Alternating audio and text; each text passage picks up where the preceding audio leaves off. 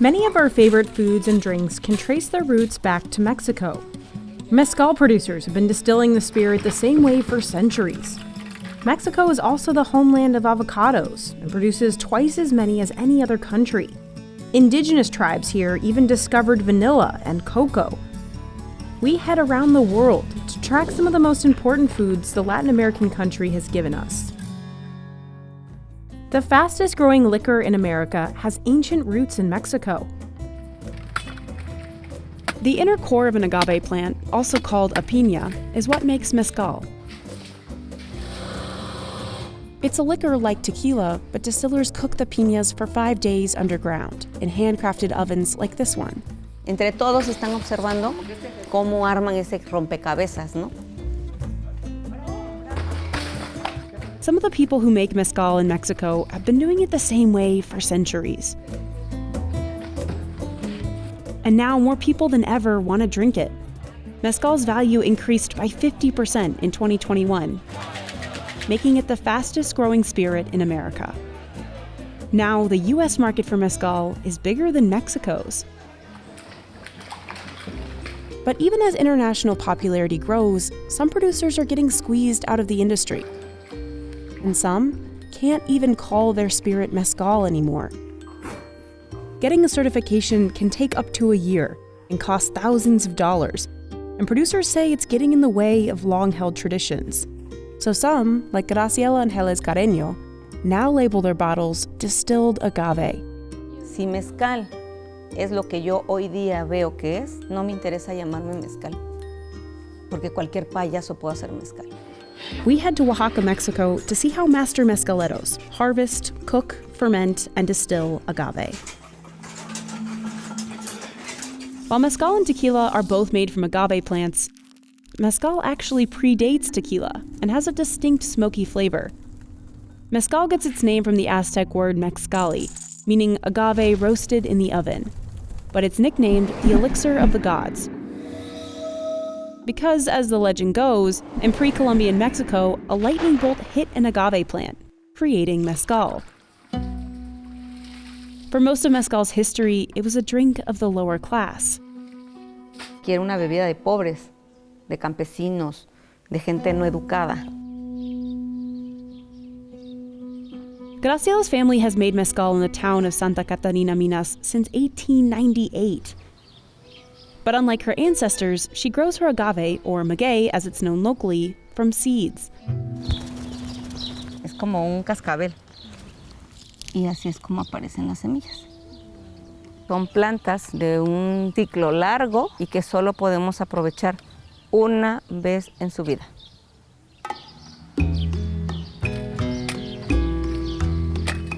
After anywhere from 7 to 35 years, the agave is ready to be harvested, all by hand.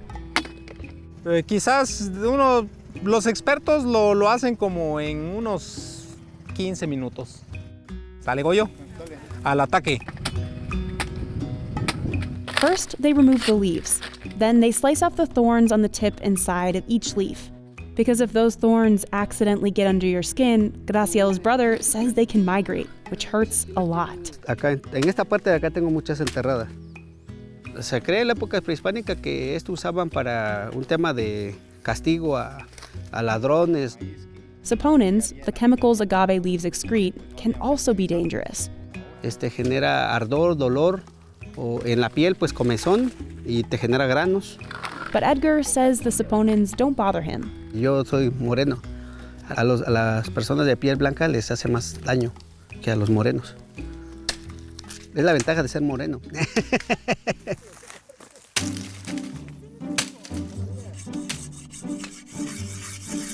What's left is the agave heart, called the piña, and it takes a ton of effort to unearth it.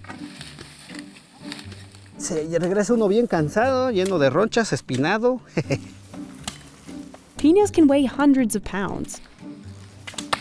So workers break them up to make it easier to carry, then haul them onto an awaiting truck bed. But it's still weeks away from becoming mezcal. Remember that earthen oven? Well, the agave hearts first have to get cooked, Cuando se cocine va a ser muy dulce. Building the oven is an art form passed down for generations. Workers place stones on top of firewood. The rocks are exposed to a 2,000-degree fire for up to 9 hours, so they get red hot. Posteriormente, pusimos sobre esas piedras calientes fibra de agave o guarape, ¿no? Que es el resultado de la destilación, es el desecho del proceso. Eso se humedece y se hace una capa, que es como un aislante, para evitar que el maguey toque directamente la piedra, porque si la toca, se quema. They load the agave hearts on top, big ones first and small ones to follow. They kick and shove each piña into place. Entre todos están observando cómo arman ese rompecabezas, ¿no? Next, they shovel more fiber waste on top. Then 2 men toss a canvas over the whole thing. And finally, a layer of soil finishes up the oven, trapping the heat inside. Cuando ya tuvimos casi toda la tierra arriba, Edgar puso agua y vieron que salió con una potencia como si fuera un volcán. Si tú no acomodas bien el maguey, cuando se pone el agua, se te desbarata, se cae toda la tierra. A cross is placed on top to bless the batch. Ahí, en el horno va a permanecer por 5 días. What's inside the oven smolders slowly, giving mezcal its distinct smoky flavor. For the next step, we head to another distillery called Tres Mezquites, an hour east in San Baltazar, Guadalvilla. Here, Don Goyo has been making mezcal for 40 years.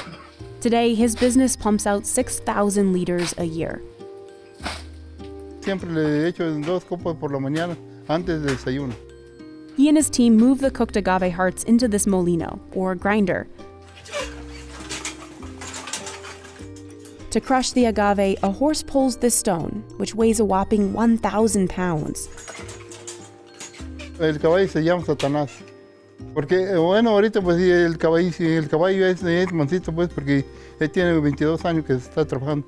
Si no más antes, cuando era joven, el caballo está bien arizo. No se deja que otra gente le toca. Lo único el que me deja pues yo soy. Don Goyo's team uses pitchforks to move the crushed agave fibers into fermentation tanks. Back at Graciela's, they add water to dissolve the sugar. Naturally occurring yeast gets to work eating the sugar and converting it into alcohol. After it ferments for nearly a week, Edgar comes in to check on it. Entonces hay que levantar primero esto. Ahorita van a salir unos mosquitos que le llamamos mosquitos borrachos. Son nuestros amigos. Les gusta estar entre el alcohol. He first listens to make sure there's no sound of escaping CO2 bubbles coming from the vat, which could sound something like this. Ritmo de la fermentación. Si es muy lento, casi está. Y si casi es nulo, ya está listo. Then he submerges his tester tube. Se llama probador. Es un carrizo que tiene un orificio. Tiene que saber a cerveza, sí. Cerveza fuerte, como una cerveza negra, como una amarga, sí. Pero con alcohol, pues, ¿no?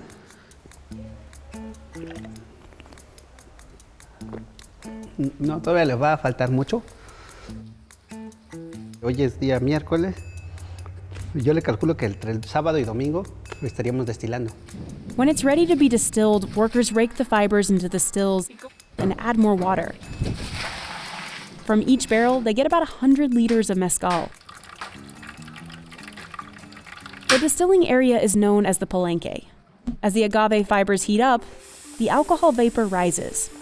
It travels through this tube, condenses, and drops into an awaiting jug. They'll distill it a second time to get 4 jugs. The first is called the head, and its alcohol content is really high.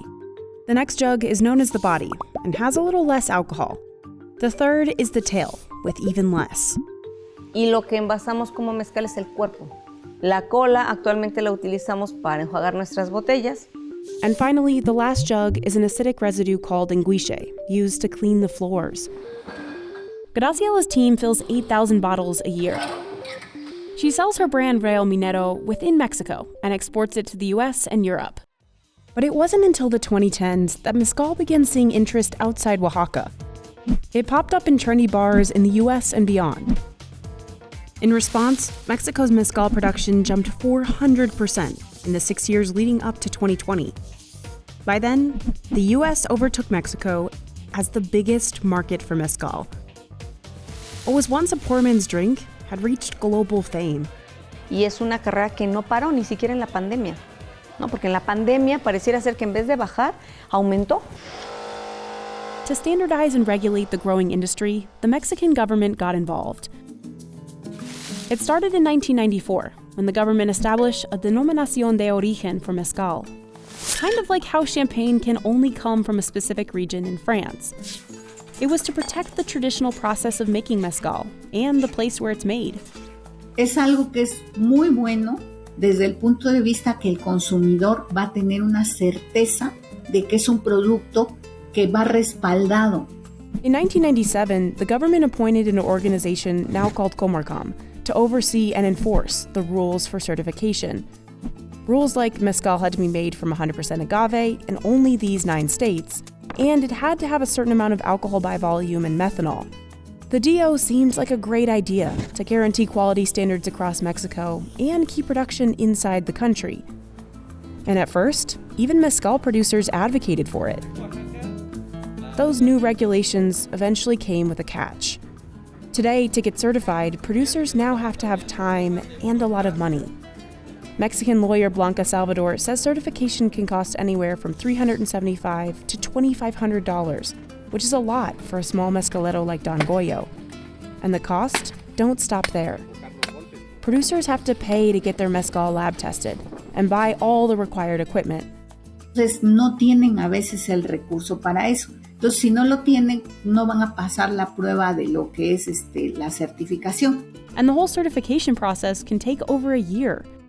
¿Y qué pasa si nos negaron la marca?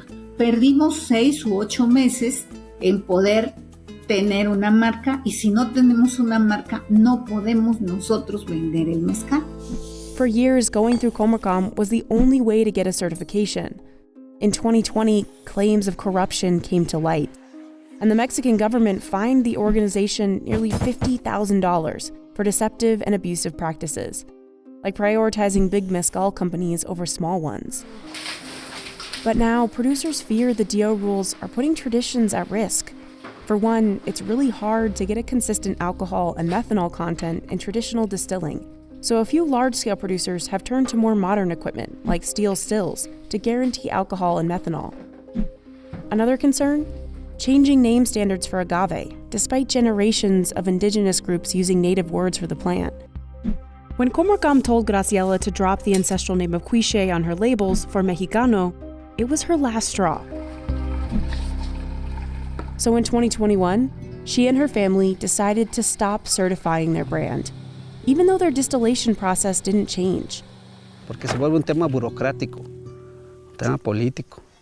Y entonces no nos gustó, por eso nos salimos. Choosing family tradition over regulation, Graciela labeled everything distilled agave. No dice mezcal, pero es un mezcal. And other distilleries followed suit. But there's another problem. All that demand has drawn interest from international companies. It's created more competition on top of an already tough certification process. Of these popular brands, none are Mexican-owned. A French company owns Del Maguey, a British company owns Casamigos, and a New York-based company funded El Silencio Mezcal. Even celebrities like George Clooney, Adam Levine, and the stars of Breaking Bad have gotten in on the market. Because of the DO's protection, American companies can't make mezcal in the US, but they are allowed to buy loads of it from Mexican producers, repackage, and resell it for a lot more than what they paid. This system has left traditional producers, even certified ones like Don Goyo, with a dwindling piece of the booming global industry. No tengo marca porque, bueno, falta ¿cómo se llama? Del dinero, pues, para ponerle marca. So he sells his mezcal in label-less plastic bottles to a middleman. Don Goyo earns $15 to $40 per bottle. Casa Cortez, one of the brands that eventually buys Don Goyo's mezcal, resells it for $38 to $100 a bottle. Compran menos y después ellos lo duplican, pues. But these ancestral mezcaleros haven't given up hope in their craft. Lo primero que desearía es que los mezcaleros logremos entender que la palabra no le pertenece solo a algunos, que es una palabra que nos pertenece a todos los mexicanos. Nowadays, the government has added more certifying agencies to lighten the load of Comarcam. But Blanca thinks it should do more to help producers bottle their own mezcal and streamline the certification process. Debe, desde mi punto de vista, agilizar los trámites para poderle permitir a los productores pequeños estar en la posibilidad de competir a nivel internacional. On Graciela's side, she believes the key lies in respecting the agave plant itself. Me encantaría que todos los que producen mezcal en este país comiencen a realizar acciones para conservar el maguey. Porque si no hay maguey, no hay mezcal. ¿Y entonces de qué sirve el éxito? Mezcaleros also hope to keep putting tradition first. Ahora sí que testigos de pues, la intensa lucha que se ha desarrollado para preservar, para conservar, ahora sí que la industria artesanal. A tradition you can see here. Before taking a sip of a new bottle, Don Goyo pours a bit out, thanking the land for its ancient gift of mezcal. Entonces, bendiciones para todos los mezcaleros, para todos los maguilleros y para todos los campesinos en general, que pues entregan día a día pues cada gota de sudor, cada esfuerzo que ahora sí que con mucha pasión y entrega pues hacen a que esta industria pequeña pero importante pues sea posible. Tequila is actually a type of mezcal, also made from agave hearts, except that tequila makers can only use one type, called blue agave. Their spirit is also protected under Denominación de Origen, but largely in the state of Jalisco. Patron corks 80 bottles of tequila a minute, and the company sold nearly 3 million cases in 2024. Jimadores harvest the blue agave in the field and cut off the leaves to reveal just the piña. One piña can produce around 1 case, which is about 12 bottles of tequila. Patron receives around 8,000 of these piñas every day. The company then cooks them for nearly 80 hours. We are using the most traditional methods. Why some people in the industry has been applying technology to the process, the traditional method is the one that will give you much more of the agave into the glass. The recipe hasn't changed since Patron's founding in 1989. There's still only water, agave, and yeast in each batch. Once it's aged, hundreds of employees work to cork, seal, and label each bottle by hand. At least 60 hands touch each one. They carefully wrap every bottle in Patron's signature green paper and box them up for shipment. Most of what Patron sells falls into the super premium category because it's aged for longer and because of its price. On the lowest end, a silver bottle can sell for $50. On the higher end, a bottle of Patron Enrique Serie 3, aged for at least 5 years, can sell for $7,500. Despite the prices, the super premium category has seen huge growth in the US, with volumes jumping over 1,000% from 2003 to 2019. Patron had so much success in the US market that Bacardi bought it for $5.1 billion in 2018. If you go back 30 years, the experience of drinking tequila was like a macho situation of have a shot. You can see now there's also people just sipping tequila and not only the shot thing. US demand for tequila began to slow in 2023, leading to an oversupply of agave. But the boom likely isn't over. The spirit has overtaken whiskey and is still challenging vodka for sales volume in America. We can also thank Mexico for the global food staple, corn. Corn dates back more than 6,000 years in southern Mexico, but it didn't look anything like it does today. It was known as teosinte, and originally its kernels were smaller and spread apart. It's been crossbred for millennia to become the hunk of thick kernels familiar to many of us. Today, corn is ground up to make masa, the base for tortillas. Mexicans eat 300 million of them a day. corn, or maíz as it's known in Mexico, is also used in iconic dishes like tamales, chilaquiles, elote. The list goes on. Much of what's consumed is just one variety of white corn. In the 1990s, the Mexican government encouraged tortilla makers to replace labor-intensive handmade masa with industrially produced maseca corn flour. Then in 1994, the North American Free Trade Agreement opened the floodgates for cheap white corn from the US to pour into the Mexican market. But indigenous farmers in Mexico fear this large-scale farming is putting their ancestral corn at risk. There are as many as 60 native corn varieties in Mexico. Traditional farmers grow a rainbow of yellow, blue, and red corn, using an ancient agricultural system called milpa. Farmers plant corn alongside squash and beans. Together they're known as the Tres Hermanas, or Three Sisters, and they help each other grow. The beanstalk grows up the corn plant, the beans give the corn plant the nitrogen it needs to grow healthy, and the squash plant's big leaves provide shade. So each vegetable has a role in this system.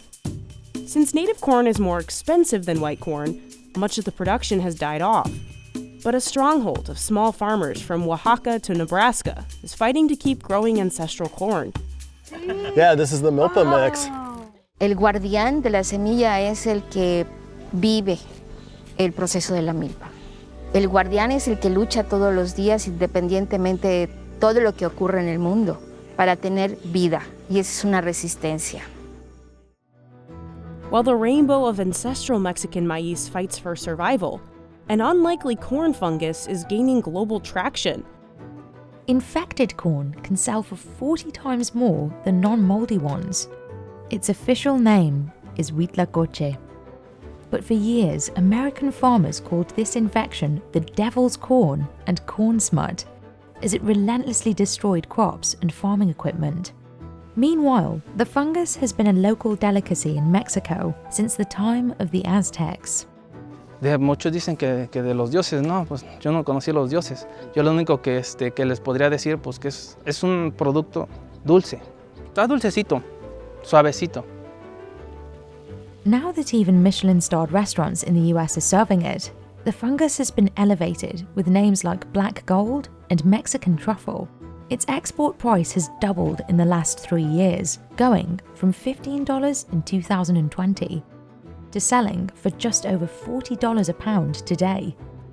So, is infecting corn crops paying off for Mexican farmers? And what exactly makes Huitlacoche so expensive?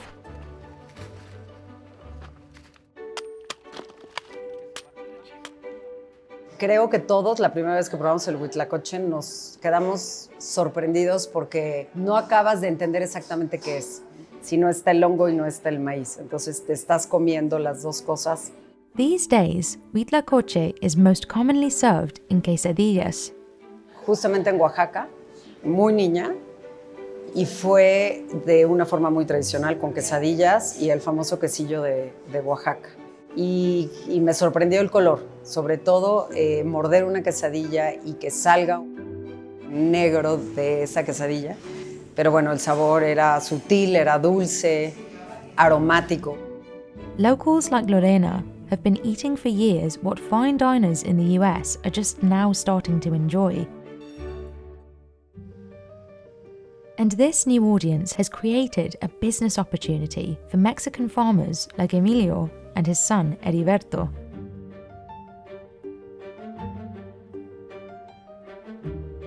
Pues descansamos solamente cuando se nos llega a tocar un mal imprevisto, que en partes nos cae una granizada, que se echa a perder el huitlacoche, en partes también que nos falla el líquido. Pero de ahí normalmente son todos los días, porque el mercado y los clientes quieren todos los días. Even though Huitlacoche is a disease and technically rotting the corn, it's still crucial to harvest it before it becomes too rotten. Lo tenemos que estar cortando cuando el huitlacoche esté intacto, pero cuando el huitlacoche ya se nos está pasando, ya está generando más agua y ya es pérdida para nosotros. Ya lo vendemos a mitad de precio, incluso hasta más barato. The best time to find this local favourite is during Mexico's rainy season, since the heavy wind and rain causes wounds in the corn the fungus can infect. Huitlacoche only affects unpollinated and damaged corn. When the fungus first forms out of the corn kernels, it starts out a yellowish-white colour before turning grey with a smooth texture. This is the ideal colour and texture for customers. As the Huitlacoche continues to swell and form into galls, it turns black and eventually bursts open to release a black powder. It takes 2 to 4 weeks for the infection to take hold and for the galls to form. This means farmers must carefully monitor crops to harvest Huitlacoche at the exact right time and maximize its brief shelf life. Lo tenemos blanco todavía, que está como blanco. Lo tenemos de garantía 5 o 7 días de vida en aquel. Todavía normal, porque todavía está blanco el grano. La textura del huitlacoche está blandito, está suavecito. Entonces lo que procuramos que no se nos maltrate y nos haga negro. Es por eso que se nos manchan las manos, porque ya está un poquito negro y lo estamos maltratando, ya se nos está pasando. Estamos produciendo alrededor de 3 toneladas por semana. While this demand once outpaced the supply, things have changed ever since farmers found a way to infect crops year-round. Partnering with scientists to isolate the fungus and inject it directly into the corn. Decimos a los dueños, como vamos a hablar que ya vamos a inocular, que le decimos a los dueños, 15 días antes compramos la milpa y le decimos ya no metas nada de insecticidas, nada de todo, para que no vaya a fallar en la cuestión de que cuando se inocula la cepa, que no se muera. Porque si tiene tantito líquido, tantito residuos de veneno, se puede morir el inóculo. Changes in temperature can also render the injection liquid useless, so workers must handle it with care. El líquido nos debe de entregar el doctor, siempre nos lo entrega alrededor de las 5 o 6 de la mañana, para que a las 12 o 1 de la tarde le estemos parando todos los inyectadores por el calor.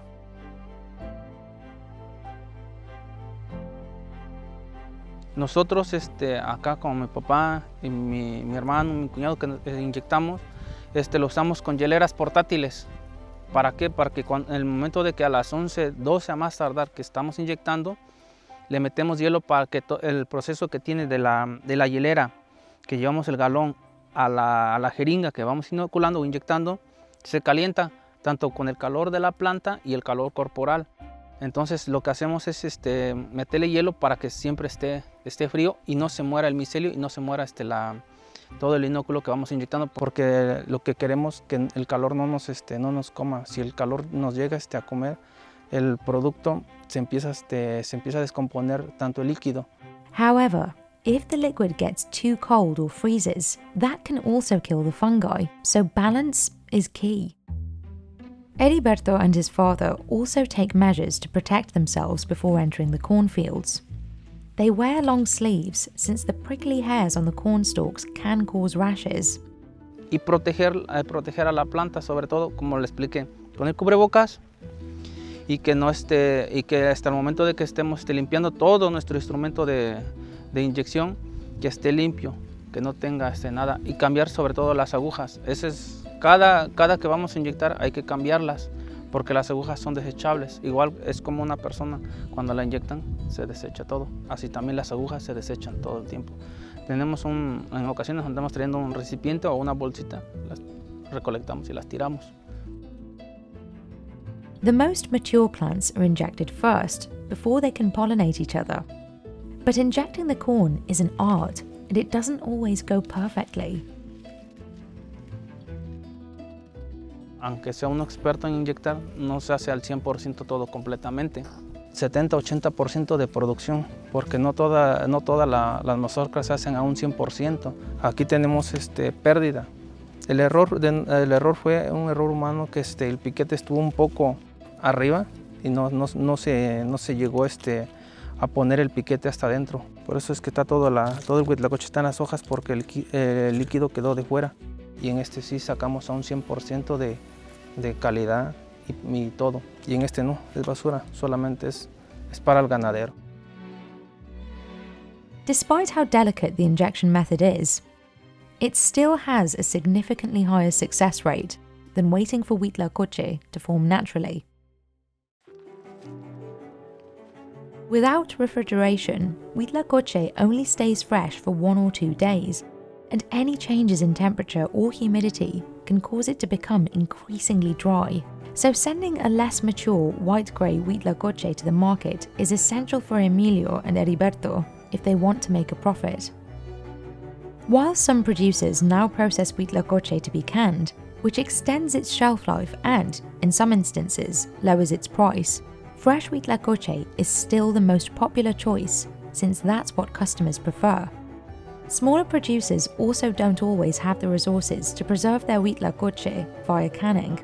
Instead, they typically sell directly to vendors at wholesale markets.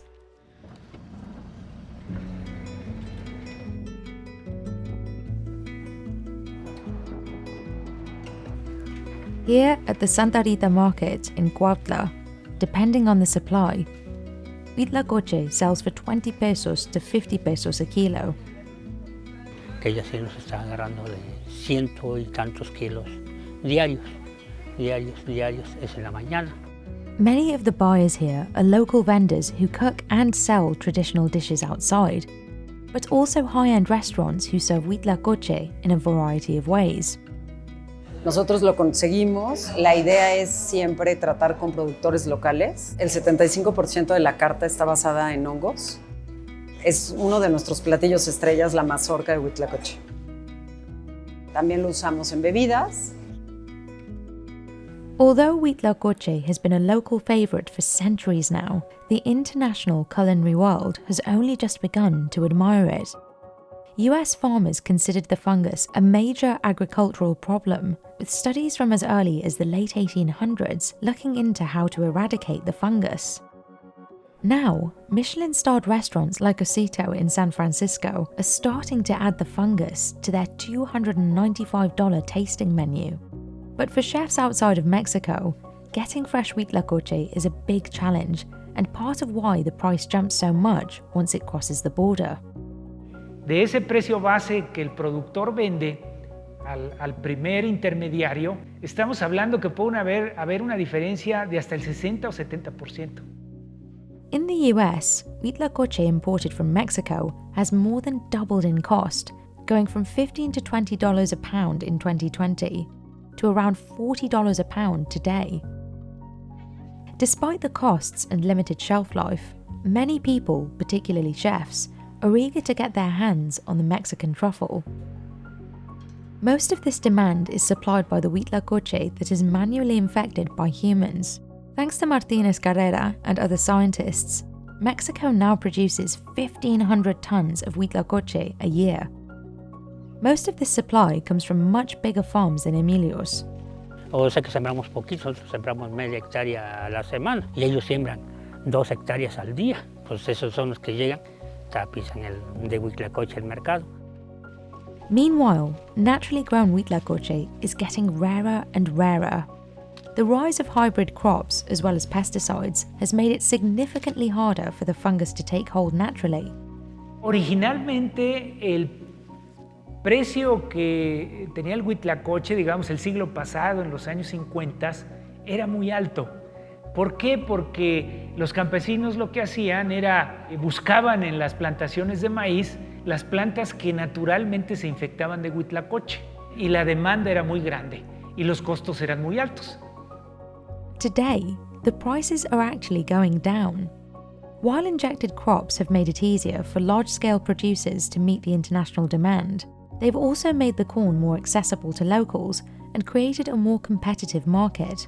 Ya, bueno, llega hasta ya 12 pesos, 10 pesos en el mercado. Entonces no le vemos futuro, pero también no podemos hacer otra cosa por ahorita. Maybe one of Mexico's most hidden contributions to the world is the color red. These white dots are bugs, and there's a good chance you've eaten them before. Raised on cactuses, they're called cochineals, and the acid in their guts makes a vibrant red dye. It ends up in tons of products, from strawberry yogurt to M&Ms to lipstick.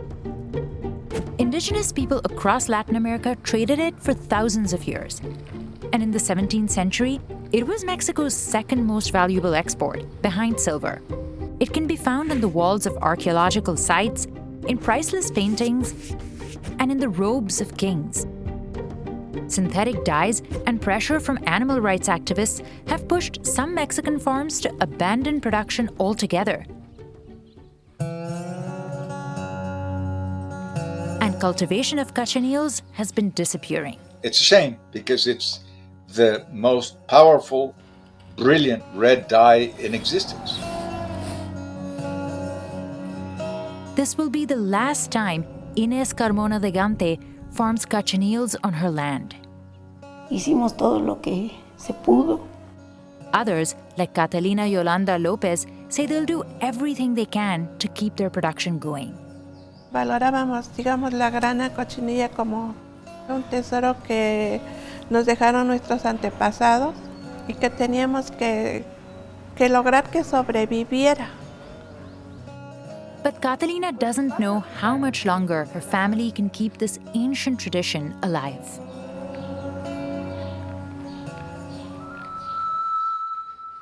Cochineal bugs are tiny parasites that live on cactuses. And the stuff that becomes the powerful red dye makes up almost a quarter of their weight. But it's not blood. It's actually a naturally occurring compound called carminic acid that's a repellent against predators like ants. Cochineals eat prickly pear cactuses, or nopales as they're known in Mexico. They have all the moisture and nutrients the bug needs to survive. Y a otra planta ya no la alimenta. Catalina's grandmother taught her how to raise cochineals when she was just 4 years old. Today, she's one of the last cochineal producers in all of Mexico, running a farm in Oaxaca. It all starts in her field of young nopales.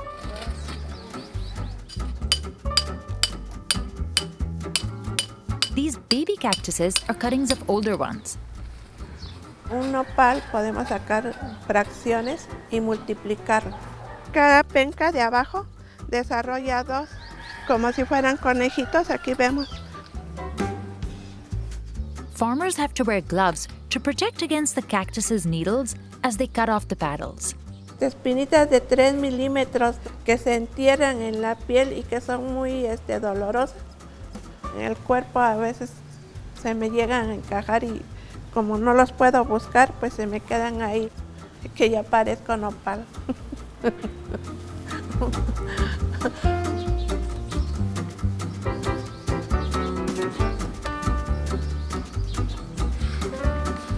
Next, Catalina washes the cactus with soap and water. Only then can she place the cochineals on the paddles. Estamos anidando lo que es la grana cochinilla madre, poniéndola dentro de un nido de palma. These look like finger traps, but they're actually tiny houses for the bugs. Catalina says no one makes them anymore, so she has to be careful not to break them. Y dentro de 12 horas o 10 horas van a aparecer la grana cochinilla bebé caminando a través de los agujeros de las uniones de la palma. And once they've spread across the paddle, she hooks in a wire and hangs it up. Now the cochineals can get to munching. Esto lo denominamos nopaloteca. En lugar de libros acomodados así, tenemos nopales. Aquí está protegida del aire, de la lluvia, del frío, del calor. Y este rack lo inventé hace más de 50 años. Catalina constantly has to check for predators in the nopal library. Predators like this telero worm. Y este se come la grana cuando está en estado larvario. Every white dot you see here is a cochineal. Tiene un polvo alrededor de ella como si fuera talco o harina. The white powder acts as a glue to help the insects stick to the paddle, and it protects them against the sun too. Cochineals stick their probe into the cactus skin and suck out the water and nutrients. Y en eso su cuerpecito empieza a trabajar como un laboratorio, transformando los azúcares en ácido carmínico. Only female cochineals produce carmine. The males are tiny, have wings, and fly away. But don't call these little guys beetles or cockroaches. Las cucarachas tienen caparazón, tienen 2 antenas y son muy feas. Y estas son preciosas. One stayed over in Puebla, almost all of Carmona's nopal fields will be gone. She plans to replace it with corn and save just a few cactuses to raise cochineals as a hobby. She comes out to weed her fields and brush off any predators. Las arañas, los bichos. She looks for the perfect cactuses to bring back to her hungry bugs in the greenhouse. Puede ser pequeño, puede ser chueco, deforme, pero debe de ser grueso, que tenga alimento. Caretakers of the cochineals have to constantly move babies to new nopal paddles, and after 3 to 4 months, the female insects are ready for harvesting. Carmona uses a sieve to separate the bugs from their clothes, the powder and silk they make. Y se queda nada más la grana. As the dead cochineals dry out, their squishy pods solidify. Carmona sells them whole. Todo este hilo de acá hasta allá para sacar 3 kilos de grana húmeda y nos queda uno de grana así. Catalina and her daughter, Claudia Juarez Lopez, use a traditional metate to grind them into a brilliant red. Es preferible hacerlo a mano, ya que nosotros creemos que es mejor la molienda, es más despacio y el color se concentra más. Either way, it's very tedious work. It takes 70,000 bugs to make just 1 pound of dye. The powder has to be dunked in an alcohol solution and filtered to remove the insect parts. Catalina sells a kilo of her dried cochineal for about $150. No es mucho. Así, con todo este trabajo que lleva, tendría un precio de 10,000 pesos por kilo. Large food brands use carminic acid in everything, from Yoplait strawberry yogurt and Airheads to Nerds and M&Ms in the UK. But customers will never taste it. No cambia el sabor. O sea, la grana solamente tiene puro color. It appears on the nutrition label as Carmine, Natural Red 4, Crimson Lake, or E120 in the European Union. Carmine is also frequently used in the cosmetic industry. And that use is anything but new. Cochineal dates back thousands of years in Mexico. It was used in lipsticks, textiles, royal headdresses, and wall art like those in the pyramids of Montalban. After Hernán Cortés conquered the Aztecs, he brought cochineal back to Europe. And it quickly replaced European dyes because cochineal fixed onto wool and silk better, lasted longer, and created a more vibrant red. About 15 times more powerful than anything that had been seen before. It came to represent power, showing up in the highest of fashion. The Catholic Church used it in its red cardinal robes, and the British Army used it in their red coats. And soon, artists like Van Gogh, Renoir, and Rembrandt were painting cochineals into their masterpieces. In the 1800s, women in the United States started using it to color food, from cakes and candies to jellies and pickled red cabbage. But then in 1856, synthetic dyes were invented, first with mauve, made from byproducts of coal, and then in 1878 with red number 2, made from petroleum. It was very difficult to compete because they had lower prices, larger volume, and similar qualities. And these synthetics just about wiped out cochineal production in Mexico. Then in 1976, the FDA banned red number 2, under suspicion it could cause cancer. And so began a renewed interest in natural dyes. But at that point, there were almost no cochineal growers left in the country. Catalina's family was one of just 3 still working with the insects. So she made it her life mission to preserve this bug and teach others about cochineal. She started selling the dye to local artisans and chefs and turned her farm into a museum to lead workshops for people interested in the bug. Por amor a los insectos.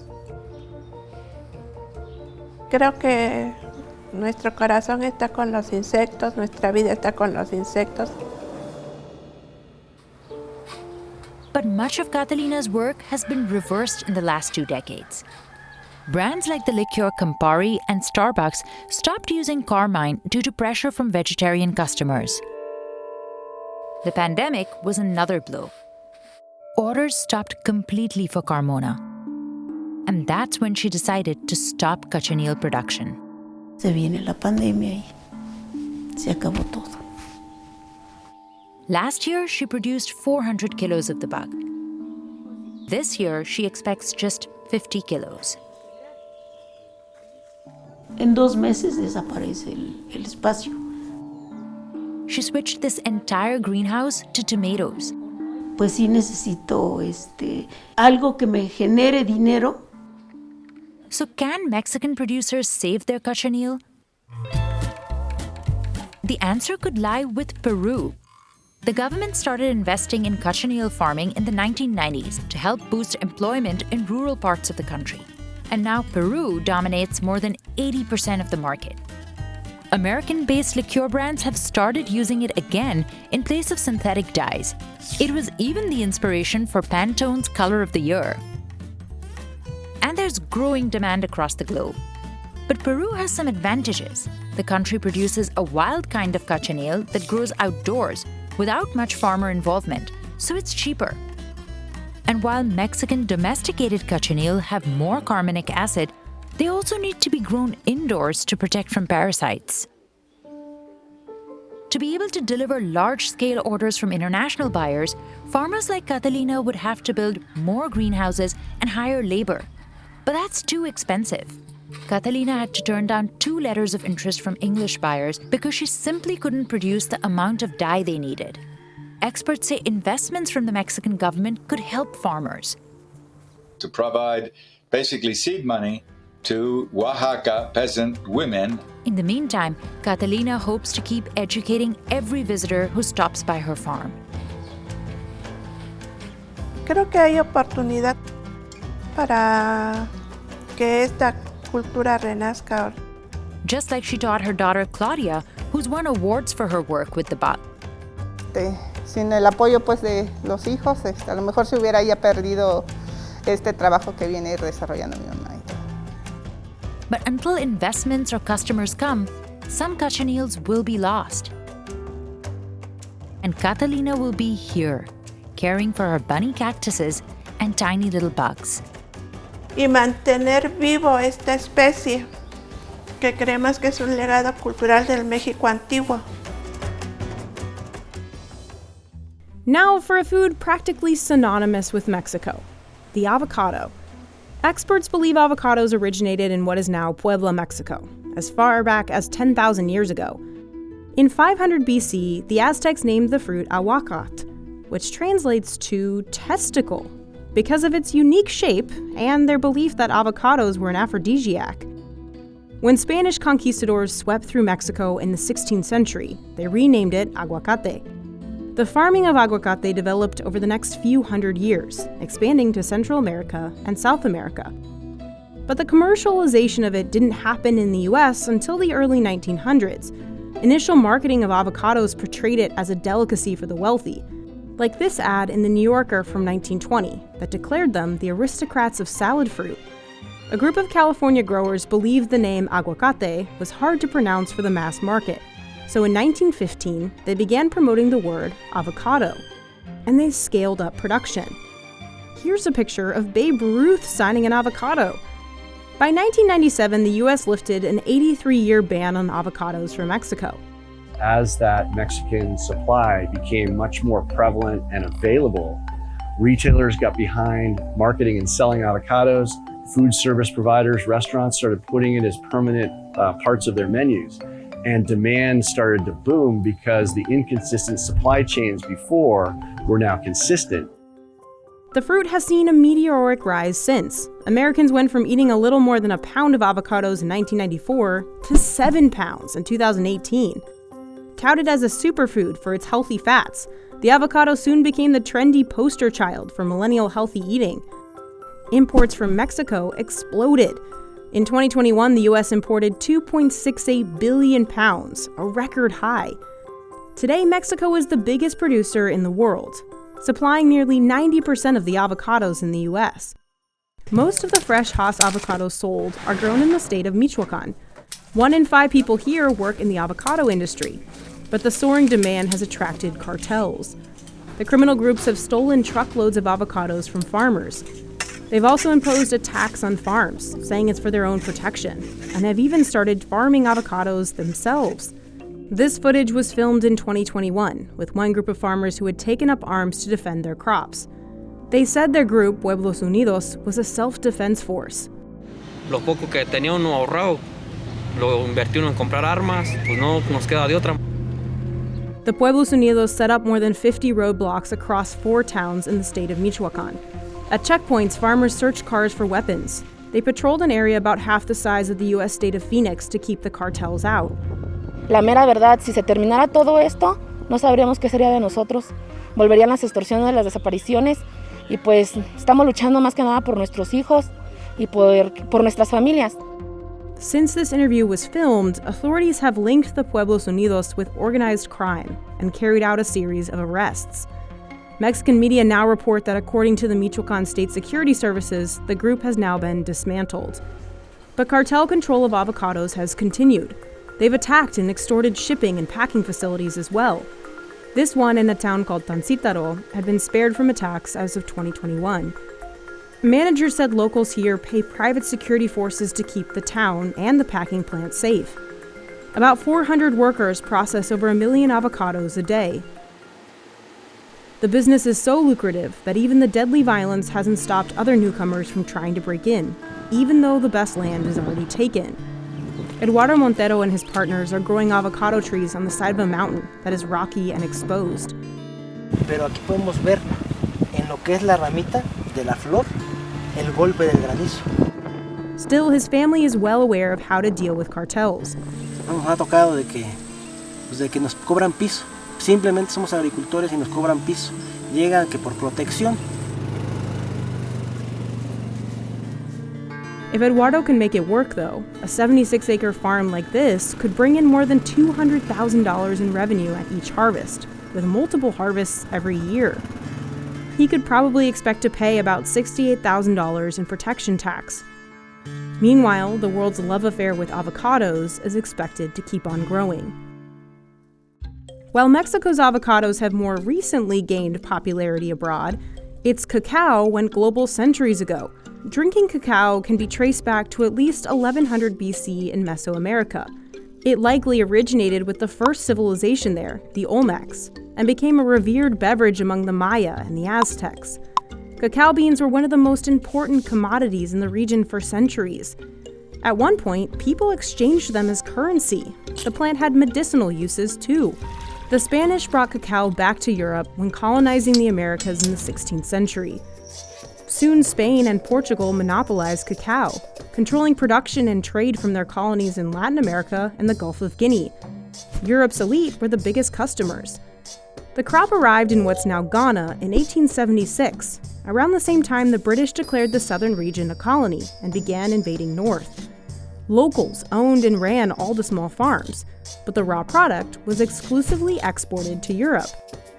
A lot of what we know today as contemporary chocolate really grew out of this trading relationship between Ghana and Britain, including the flavor of chocolate itself.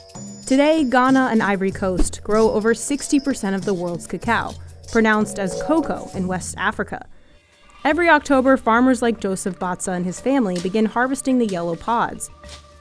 Joseph collects the pods and takes them to the breaking ground. Here, workers crack them open and remove the beans by hand.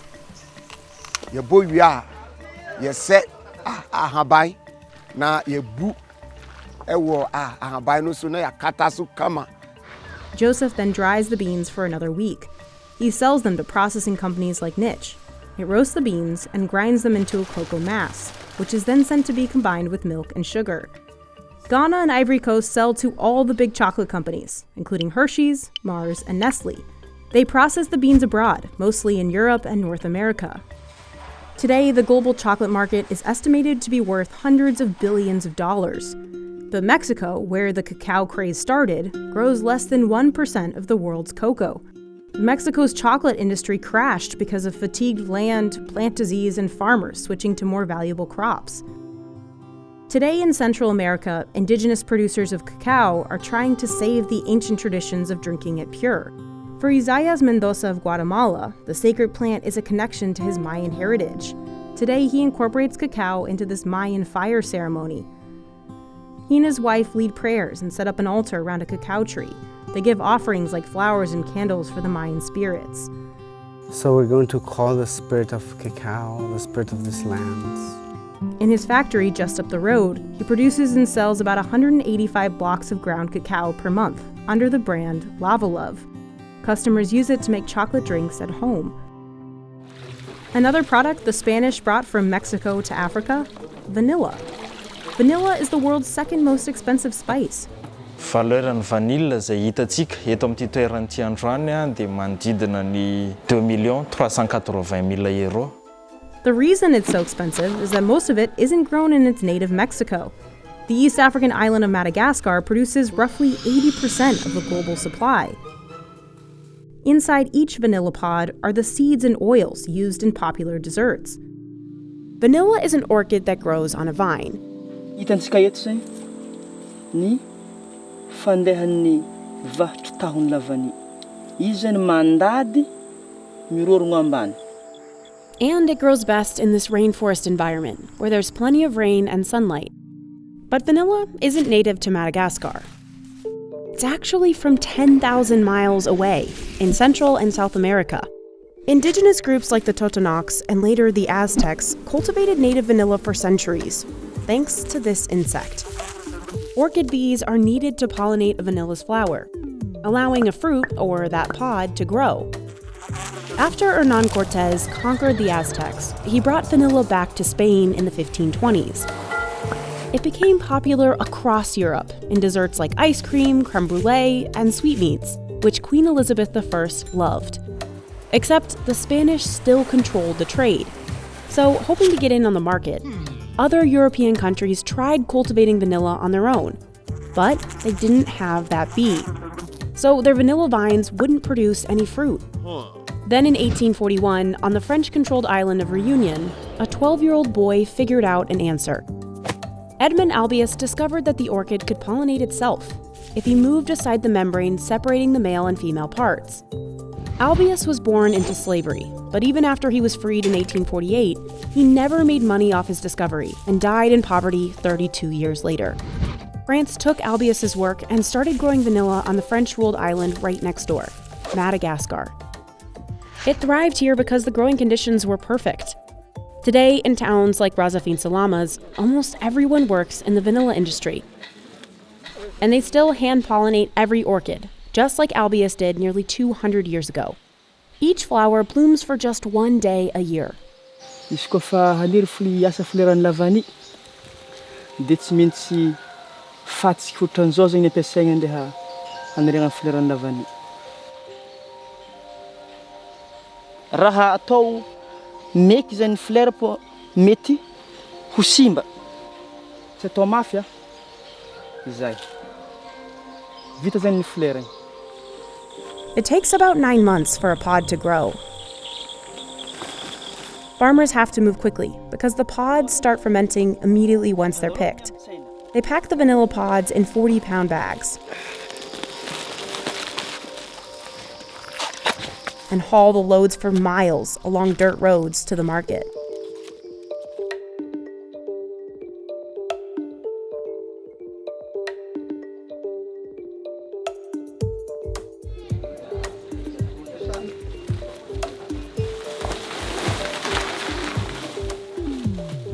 Cooperatives like Sahanala buy the beans raw for about $17 a kilo.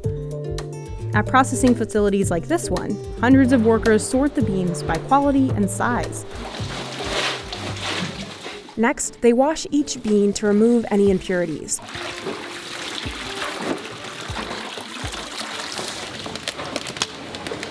Then the beans get dunked in hot water to release the compound vanillin. That's what creates the distinct vanilla flavor.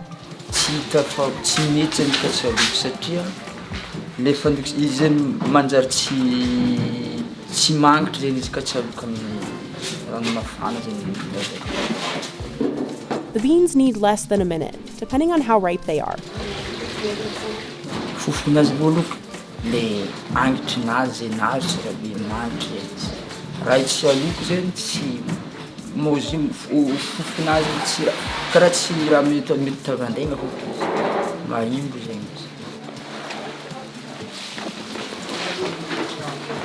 They have to run the bean baskets so they don't lose the heat from cooking. Workers move the cooked beans to boxes where they'll sit for 48 hours. When they take the beans out, they'll be brown.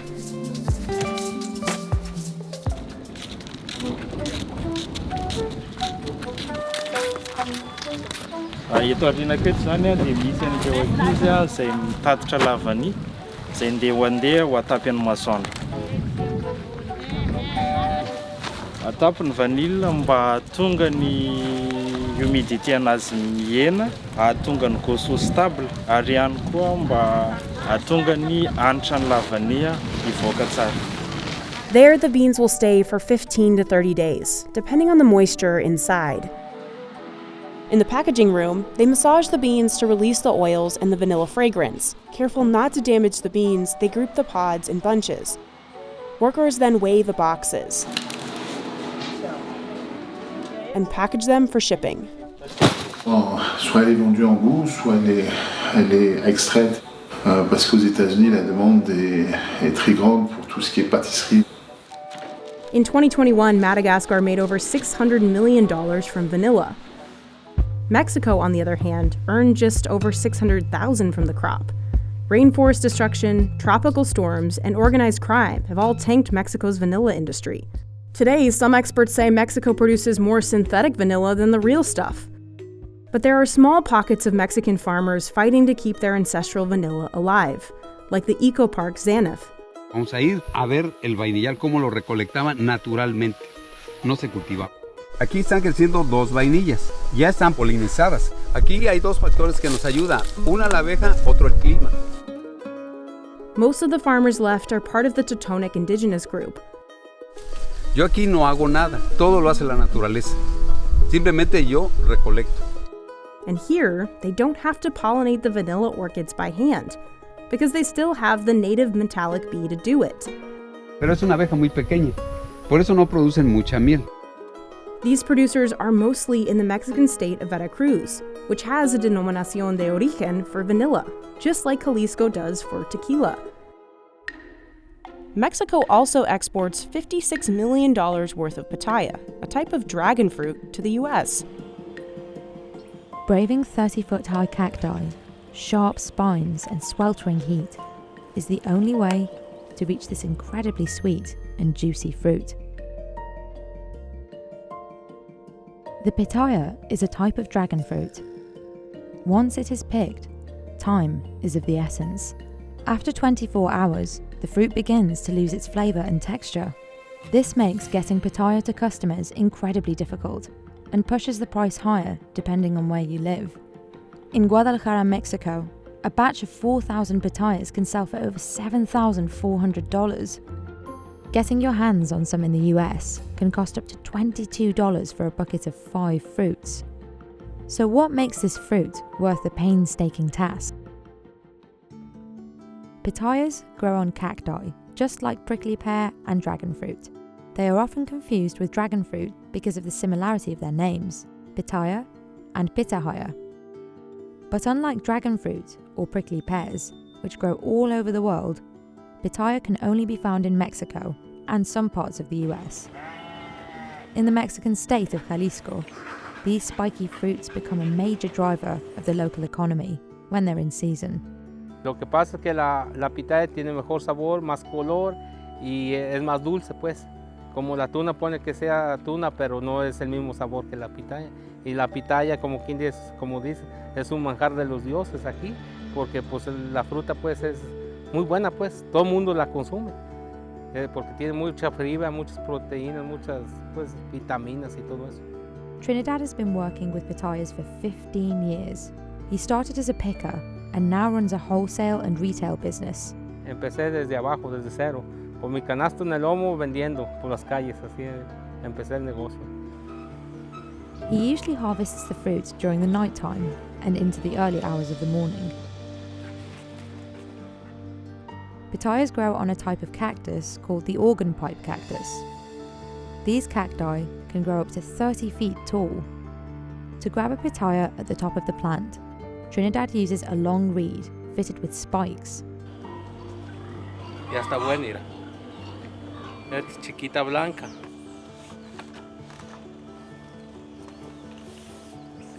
Ya está buena, ya nomás, mira. Ya estas tan buenas, ya se baja, mira. Y ya casi vienen peloncitas, mira.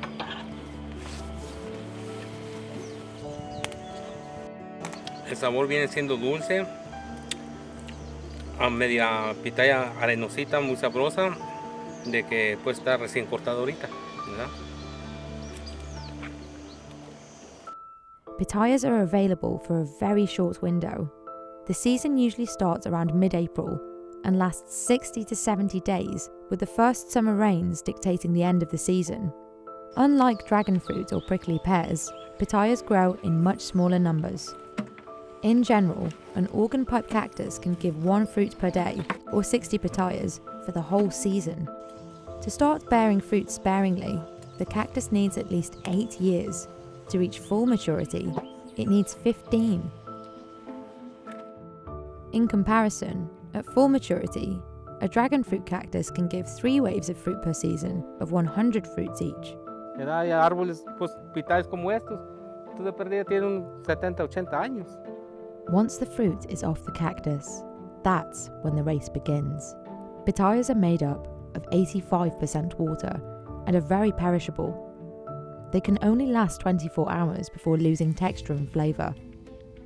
When Trinidad is done picking, he has to process the fruit straight away if he wants it to arrive fresh to his customers. Before they can be sold, workers have to quickly remove the dozens of spines, by hand. While the spines are hard, the fruit is very fragile, so when cleaning, one has to be careful not to peel off too much skin. This would make the fruit more tender, and it would spoil faster. Lo que pasa es de que, como es una fruta muy delicada, entre más cosas traigas en la mano, por decirlo así, un guante grueso, no sabes qué tanta fuerza puedas ponerle al agarrar la pitaya. Como esta, mira, que es bien dura, si yo, por decirlo así, le trajera un guante, o bien la apachurro, o con la fuerza que estoy poniéndole el cuchillo, saldría volando la pitaya. Entonces es preferible, más que nada, con la mano. Mayugas menos la fruta, y aparte que mayugas menos la fruta, la pitaya queda más. At the peak of the season, Manuel can clean 3,000 to 4,000 pitayas a day. With this many pitayas, a good batch could be worth anywhere from $2,000 to $2,700. Pitayas are praised for their sweetness. They are also rich in vitamin C, fibre, potassium, iron, and calcium. And their seeds are rich in omega-3. Pitayas come in 4 colours: white, red, purple, and yellow. Despite being the same type of cactus, each plant will give a different colour pitaya with a different degree of sweetness. Pero de esos colores hay muchas tonalidades.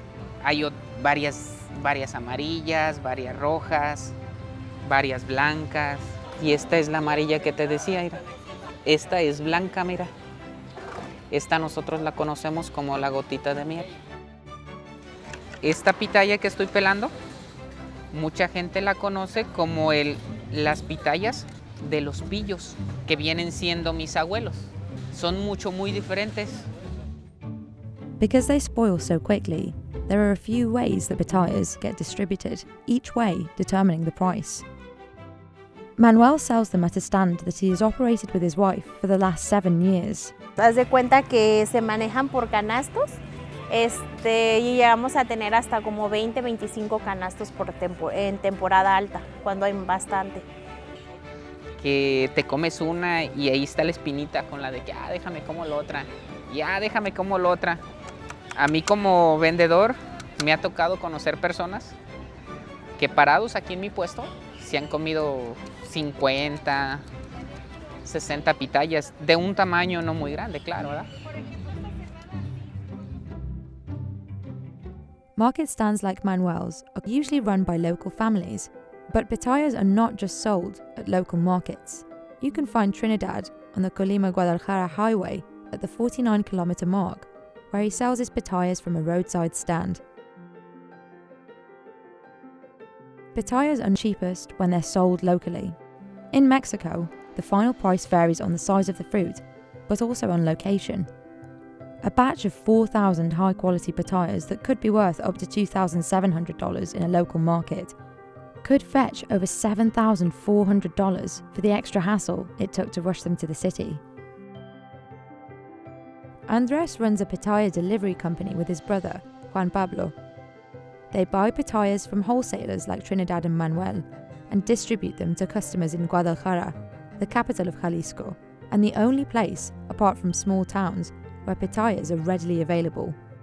Sí, con nuestro esquema de negocio que tenemos de repartir cada pitaya a domicilio, se ha abierto una gran oportunidad para las familias que viven aquí, porque te platicaba que realmente la forma de conseguirlas es limitada. Getting pitayas out of town and into the city is a challenge. The pitayas have been off the tree for a few hours now, and there's a high chance some of them will not make it to their destination.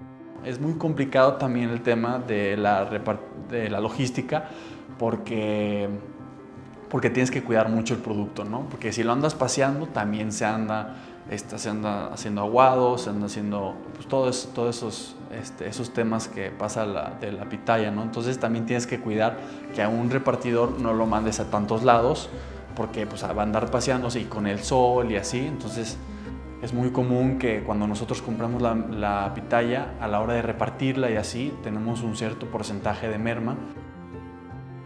This is why pitayas are extremely rare to find outside of Mexico. Only a handful of companies will take the risk to ship the fruits abroad, either by driving hours across the US border or shipping them first class. These are usually pre-orders that reach the customer directly, rather than transporting the pitayas to another market stall. The final price will be double what a customer in Jalisco would pay. Pues cualquier fruta que está en el mercado pues se mide por kilo, ¿no? Aquí se mide por pieza. Es muy especial este tema y se cobra por pieza porque es únicamente en Jalisco, únicamente en ciertos pueblos de Jalisco. Básicamente es el 90% de la fruta viene de esos pueblos. Los tienes que transportar hacia Guadalajara, entonces todo ese proceso pues, conlleva un gasto, entonces por eso se incrementa el precio, ¿no? But it's the unpredictability of the season that plays the biggest role. La gente lo paga 5 veces más del valor real, pero por el tema de que ya volvió la temporada de pitayas, hay poca, entonces hay que venderla más cara, ¿no? In the last few years, pitayas have been even sweeter for locals. The demand is growing. Companies like Andres and Juan Pablo's are spreading the word outside of town, and the pitaya market is getting bigger. The weather has also been ideal for pitaya. In recent years, the rains have arrived a bit later than usual and brought less precipitation, lengthening the growing season. But this is not necessarily good news in the long term. While cacti thrive in deserts and the high temperatures allow their fruit to grow, they are not immune to extreme heat. A 2022 study found that 31% of the world's cactus species are currently threatened with extinction. By 2050, that number could increase to 90% as a result of the climate becoming hotter and drier. This pressure could make the pitaya an even more fleeting fruit. Even now, in full bloom, one season is not enough for locals like Trinidad to support themselves year-round. de un negocio, suponiendo, no se vive uno solo, pues saque de otra cosa, de un lado sale, le vas tapando a otro y así te vas, pues, no nomás. Pues como tengo varios negocios, pues no nomás vivo de una sola cosa, ¿verdad? Pues como dices, tengo la tienda, tengo la tortilla de abarrotes, la carnicería, tengo aquí todo esto sembrado de mezcal, tengo ganado, puercos, borregos.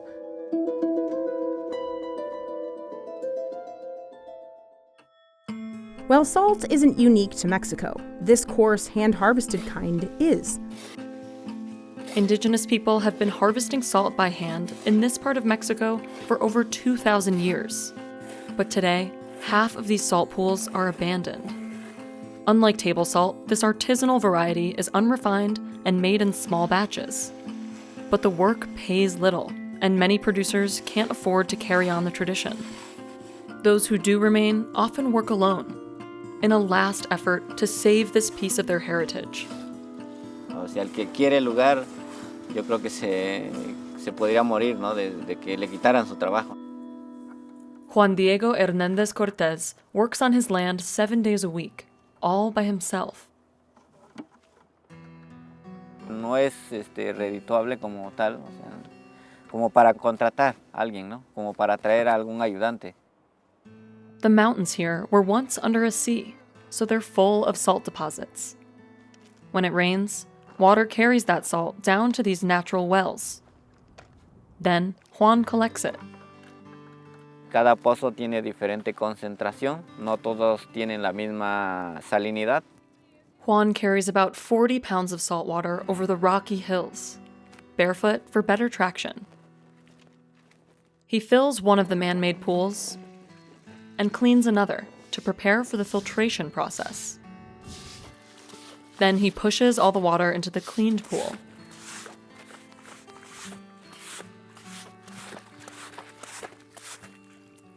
Una vez que se pasó el agua para acá, aquí se queda un día o 2 días y entonces ya el lodo se queda abajo, se sedimenta. Little by little, he transfers the water back into the empty pool through a mesh bag. Y hacemos este filtrado para que la basura que tiene ahí es la que se va a quedar aquí. Entonces ya pasa el agua filtrada a donde ya va a empezar a cristalizar. The liquid sits for at least 5 days, evaporating under the sun. Empieza a formar capas de sal, un cristalizado que se forma superficial, y le echar el agua encima con una jícara del mismo cuadro y acumular capas de sal abajo. A new layer crystallizes each day. Once there are enough, Juan shovels the crystals into a mound. He uses his feet to break down the big pieces, which aren't too sharp when they're wet. Then he piles the salt into a basket, which works like a colander, draining out all the moisture. It stays out in the sun to dry for 4 or 5 days. After it's cleaned and packaged, it sells to locals for around 10 pesos a liter, or 50 cents. He sells higher quality salt to restaurants and tourists for 30 pesos a liter, or a little more than $1. Artisanal salt like this is sought after for its unique flavor and natural properties. No lleva ningún químico, solamente son minerales que dejó el mar hace millones de años atrapados en la tierra. You can't find that in industrialized salt, which is often mined from underground deposits and processed to remove other minerals and add preservatives.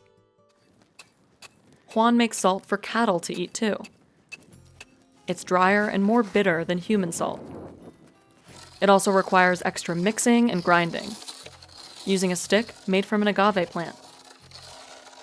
It can take 2 months to get the cattle salt to this stage. But for all the salt Juan makes, consistent weather is crucial. That's why he only harvests during the dry season. Si cae la lluvia y es una lluvia fuerte, esto se echa a perder. Todo lo que está ahí en sal se derrite. Hoy en día ha habido muchos cambios en el clima y hoy puede llover en cualquier momento. Between cattle salt and human salt, Juan sells about 3 tons every 6 weeks, bringing in around 2,500 pesos, or $116 per week. Juan learned the trade from his father, who learned it from his father.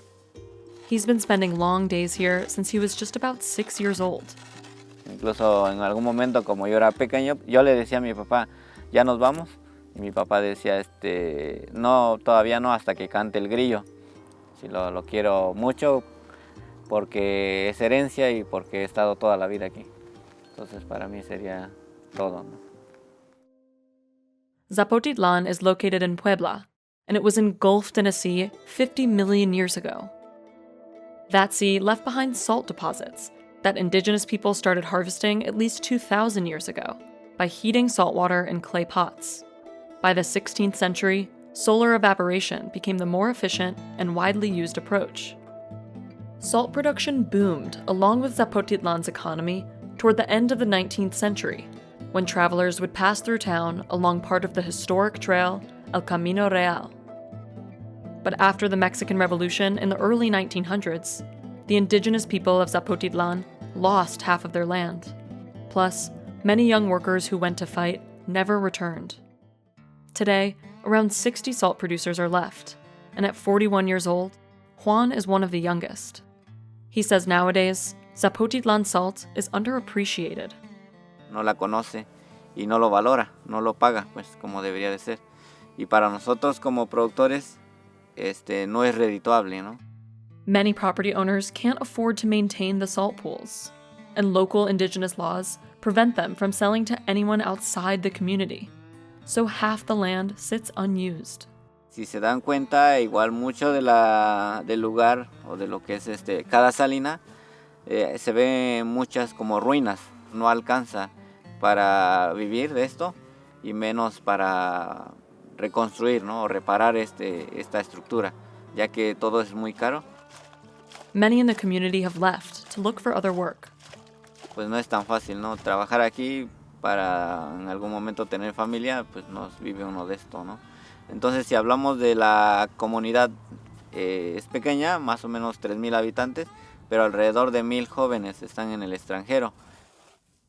But Juan plans to stay and build towards a better future. He's banding together with 25 other producers to form a brand, which will help them sell the salt at a higher price. They've also learned how to deliver their products during the pandemic. Juan remains hopeful that the artisanal salt industry in Zapotitlan will be revived. Yo lo veo a futuro y tiende a regresar, ¿no? Que la gente vuelva a voltear a consumir lo natural, ¿no? Lo orgánico como eso, ¿no? Lo artesanal. Y tengo esa como visión, ¿no? Que a futuro la gente va a comprarlo, va a valorarlo. E incluso también muchos jóvenes o hasta familias podrían regresar al trabajo. In the US, you can find mole on many restaurant menus or prepackaged in grocery stores, but finding someone who makes it the traditional way is rare. This is an ancient cooking tool called a metate. Women in Mexico have been using it for over 7,000 years to prepare traditional dishes. Evangelina Aquino Luis spends hours grinding chilies and herbs for just one batch of mole.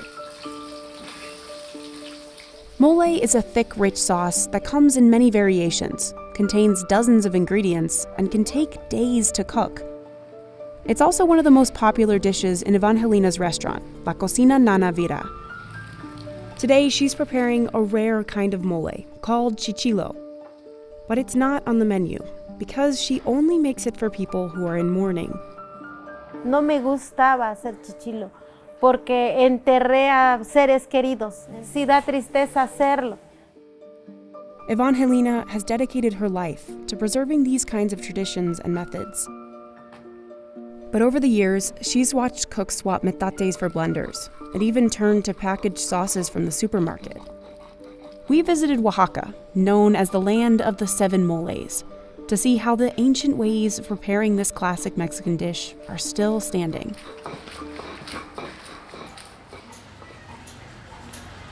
Evangelina buys all ingredients fresh at a local market. Berito, buenos días. ¿Tienes chile ancho negro? Ancho chilies are a kind of dried poblano pepper that have a smoky flavor. Quiero medio de chile ancho, quiero un cuarto de orégano, una bolsita de orégano. Sale, gracias. Hasta luego. Back at her restaurant, Evangelina preps the onions, garlic, and sesame for roasting. She's part of the Zapotec indigenous group that's lived in the Oaxaca Valley for thousands of years. When someone dies, family usually prepare chichilo together. Evangelina made this batch especially for us, to be able to show the whole process. She puts the meat to boil in a handmade pot, because the beef will take the longest to cook. In the state of Oaxaca, there are 7 types of mole, and every family has their own variation on the recipes. Decía mi abuela que las semillas esponjaban el estómago. Por eso es que ella nunca las usaba. Evangelina chars the ingredients on a clay comal, a smooth griddle to bring out the smoky flavors. The ancho chilies go first on high heat. La importancia de no quemar los ingredientes, sino de irlos asando. Eso es lo que nos va a dar que nuestro chichilo salga cremoso y que no raspe. When they get the perfect roast, she soaks them for about 30 minutes to rehydrate and soften them. Evangelina wastes no time. She roasts everything quickly, since this mole has to be made faster than other kinds to make it in time for a wake. The metate has been in Evangelina's family for 46 years. These grinding stones are carved whole out of a quarry, and they can weigh more than 50 kilos. Pero pues moverlo es más práctica, ¿no? Hay que buscarle la forma para hacer caminar un metate. Some commercial chefs have switched to blenders to make the process faster. But Evangelina says that hand crushing the ingredients makes the paste smoother and helps bring out intense flavors from the spices. Nuestro compromiso como cocineras tradicionales es rescatar todos estos elementos que hacen de la cocina tradicional esa importancia que tiene, ¿no? This is the most physically taxing step, and it can take 2 hours just to grind the ingredients. Pues, ¿qué siento? Satisfacción, cansancio, pero un cansancio rico. Así es, ¿no? ¿Los brazos? Los brazos sí se cansan, sí, le digo, es práctica, es mucha práctica, pero sí. ¿Y los rodillas? Las rodillas también. Indigenous groups in Mesoamerica have used the metate to make mole since the pre-Hispanic time. It's believed to have originated either here in Oaxaca or just to the north, in what's now known as the state of Puebla. The Spanish arrived in the 15th century, and people started mixing indigenous ingredients like the native chilies with other foods the Spanish brought. So today's mole is a fusion of pre-Hispanic and European cuisines. But the authentic way of making it has dwindled in popularity. Pre-made mole paste came on the market in the 1940s. Blenders became popular in the decades that followed, and they eventually replaced the metate altogether. El metate que acabo de utilizar es el metate que le dio su madrina a mi mamá cuando se casó. Entonces era como un regalar ahora una licuadora, ¿no? But Evangelina says traditional mole still beats out the kind made in a blender. Se pierde precisamente conforme va avanzando la modernidad. Se pierde conforme va avanzando el consumismo, porque ahora ya el mole ya no se prepara nada más para la familia. Lard is one of the final ingredients she adds. She melts it into a pot and adds the ground paste to fry.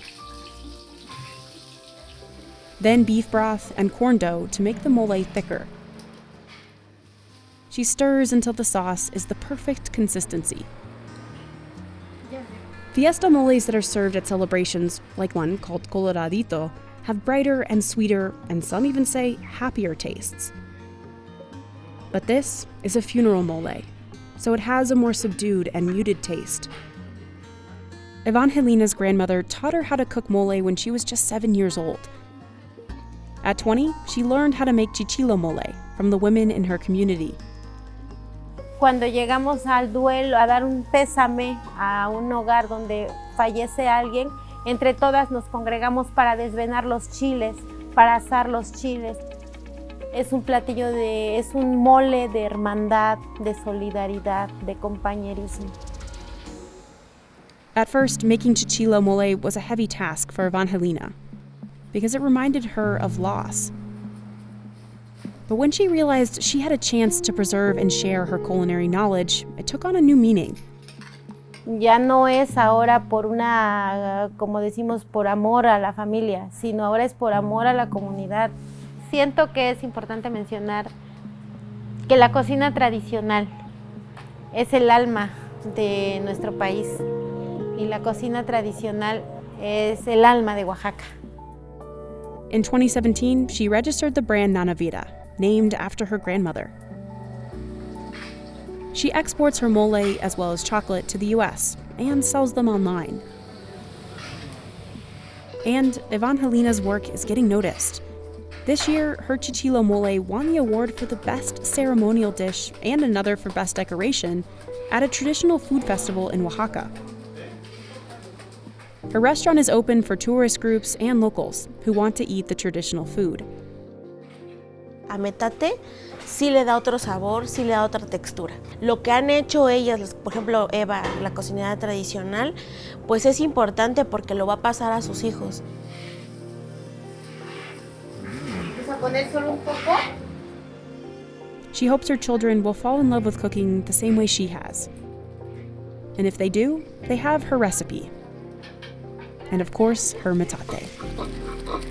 No lo sé todo, pero lo poco que sé y lo que estoy aprendiendo, pues la intención es difundir. Entonces, eso es lo que queremos hacer. La cocina tradicional, yo creo que es esto, es arte, es amor. Desde ahí es la cocina tradicional.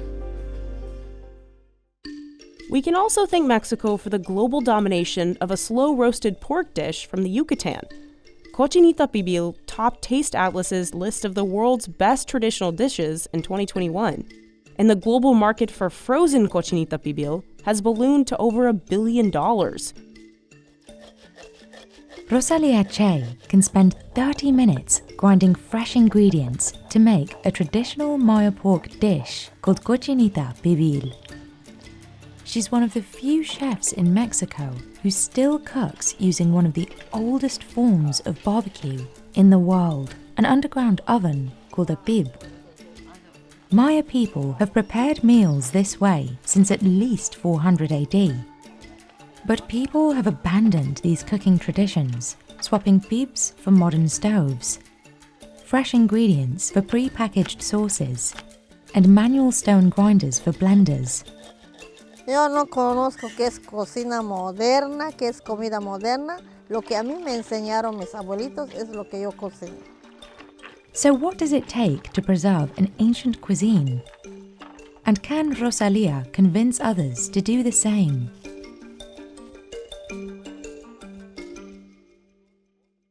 Maya people arrived in the Yucatan Peninsula around 2500 BC. By 250 AD, they had one of the most advanced civilizations in Mesoamerica. They were sophisticated farmers who used astronomy and calendars to guide their harvests. Many of their more than 40 cities featured massive buildings and temples made with stones.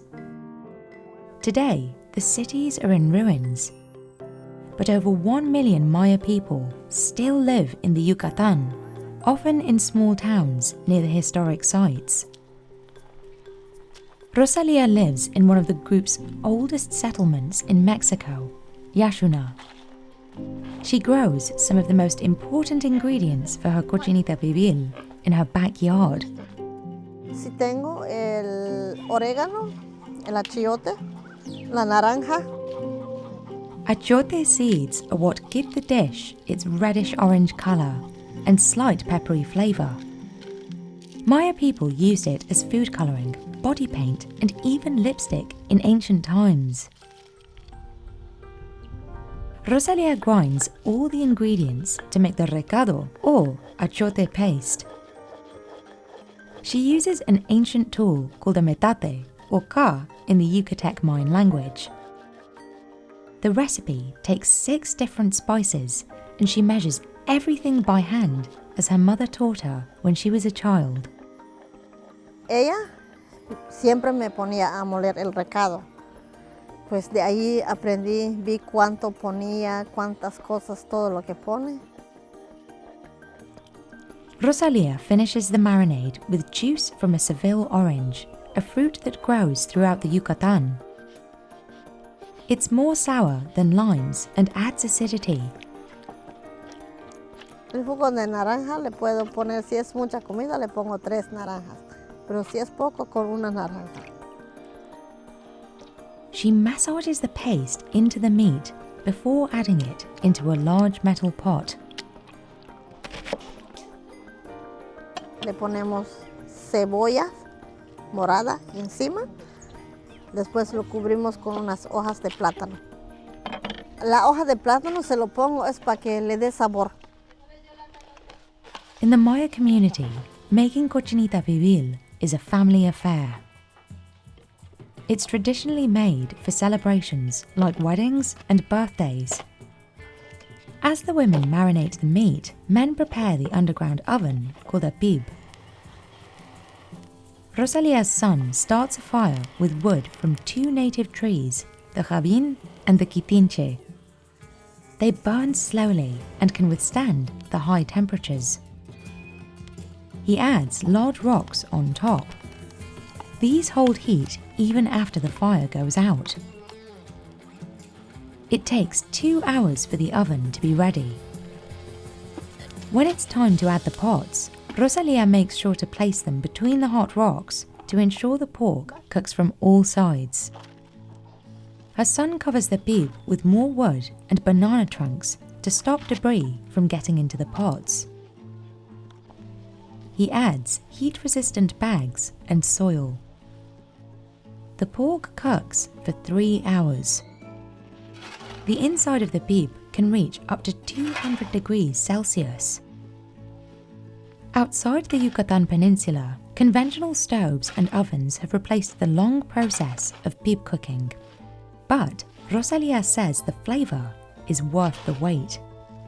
Pero tiene más sabor enterrarlo, porque le aporta sabor como enterrarlo, como la tierra, como el tronco de plátano que le ponen. She raises her own Creole hairless pigs and keeps them on a strict diet of corn and ramon tree leaves. Las personas de acá o hasta los abuelitos, ellos no comen el otro cerdo. Dicen que no está bueno. The Maya made the earliest version of Cochinita Pibil with venison or wild boar. In the 16th century, Spaniards invading the Yucatan brought with them pigs and sour oranges, which quickly became staples of the dish. But their conquest also devastated indigenous communities there. An estimated 1.5 million Maya had died from disease and warfare by 1600, and the Spanish burned Maya religious books in an effort to force them into Christianity. Preparing traditional dishes like Cochinita Pibil was a way for Maya who survived to keep their heritage alive. It's one of the reasons Rosalia believes it's so important to share with others. In 2008, she opened her kitchen to chefs visiting the Yucatan. Corn is the basis of Maya cooking. In the Yucatan, people eat it daily in many forms. And it's the only ingredient in Rosalia's tortillas. Nuestra tortilla es nuestra cuchara, nuestro cuchillo, nuestro tenedor, todo. Y se puede convertir hasta nuestra servilleta. Soaking the corn kernels in lime water overnight helps to soften them. They wash them with fresh water for 20 minutes before bringing them to the mill for grinding. This used to be done completely by hand, but with the mill, she can do it 3 times as fast. She's been making tortillas since she was 8 years old. Porque desde pequeña nos decía mi mamá, tienen que aprender esto. Today, her daughter-in-law Anna helps her make them. She puts the dough on a griddle called a comal and flips several times until they are lightly toasted. She places them near the fire so they inflate and become more pliable. Sí, ya me quemé. Eso sí es muy dolido.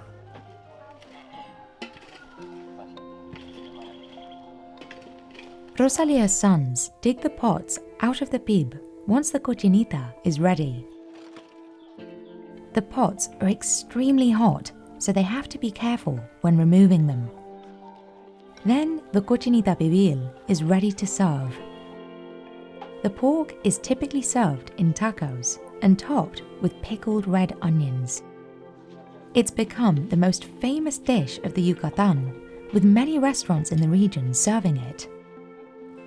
But the way it's made today is far from what Rosalia's ancestors' techniques were. Tortillas are now widely mass-produced, and pre-made achiote paste can be found in grocery stores across Mexico. Para mis abuelitos se van a sentir raros si vivieran, se van a sentir raros porque si les hablan por esas personas no saben cómo contestar. Rosalia enjoys cooking other traditional dishes too, like relleno negro, a turkey stew typically made to celebrate the Day of the Dead. El relleno negro es más tardado, porque todo el día, en esas horas, ya estuvo, ya lo enterraron. Los chiles se queman 3 días antes. But she says Maya traditions have been abandoned over the years. Los abuelitos antiguos dicen, tenemos que separar un cerdito para hacer el Día de Muertos, para celebrar. Y ahora muchos que no los celebran porque existió otras religiones. Even their language has become less popular. Only about a quarter of Maya people in the Yucatan still speak their native tongue. Y mis abuelos, ellos no hablaban el español para nada. Ellos son maya. Rosalia has been trying to pass her traditions on to her kids, but they are busy with school. Yo les digo, sábado y domingo me tienes que ayudar y ahí vas a aprender, poquito a poquito. And at first, only chefs and a handful of curious tourists would visit Rosalia to taste her food. But everything changed when she was featured on the Netflix show Chef's Table Barbecue in 2020. ¿Te gustaría salir en la tele, me decía? Nunca me lo imaginé, para nada. Si voy a cocinar o si voy a salir en la tele, nunca ni me lo imaginé ni soñarlo. She started hosting cooking demonstrations at her home the same year. Now she has up to 60 people coming in every week.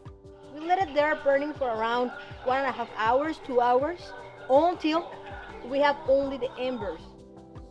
Y ahora no, ahora viene de todo el mundo. I learned that good food takes time, and being obsessed with good ingredients and doing things a traditional way, the results pay off in the end. Realmente te explota la cabeza el saber el proceso de cómo se hace, cómo lo puede vivir uno aquí. Es un orgullo conocer a una persona como ella, la experiencia de con qué sentimiento o emoción lo hace.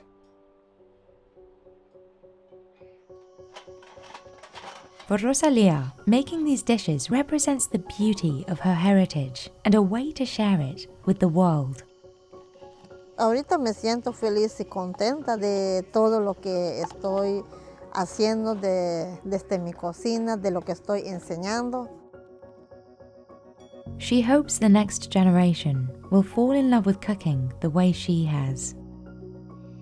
But for now, she's proud of doing her part to keep Maya traditions alive.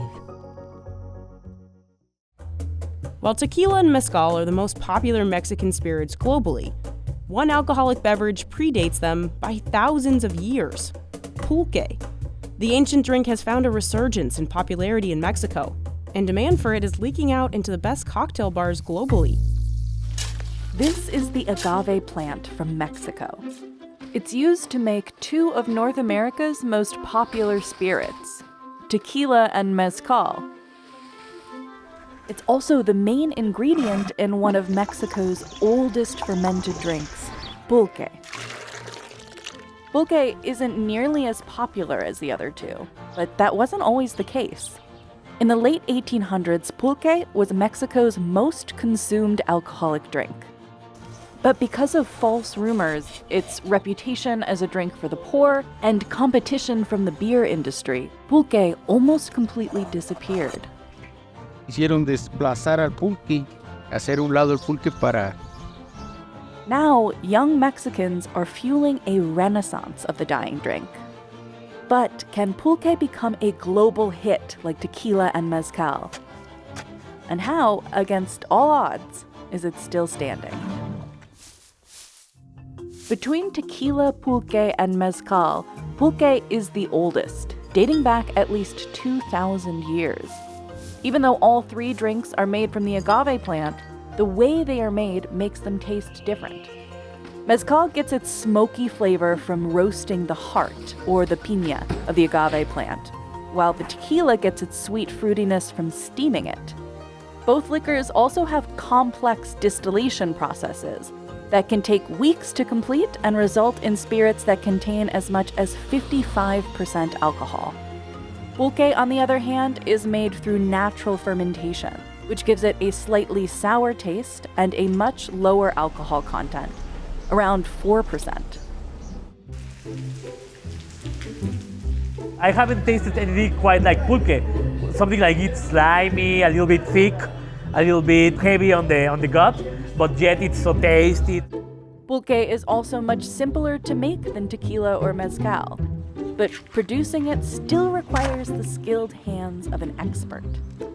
And Pablo Morales Rodriguez knows exactly what to do. He's been producing pulque in the town of Omealco de Bonfil in central Mexico for the last 8 years. Porque yo nací entre los magueyes. Yo creo que yo probé el pulque por ahí a los 2, 3 años. Porque en vez de leche nos daban pulque.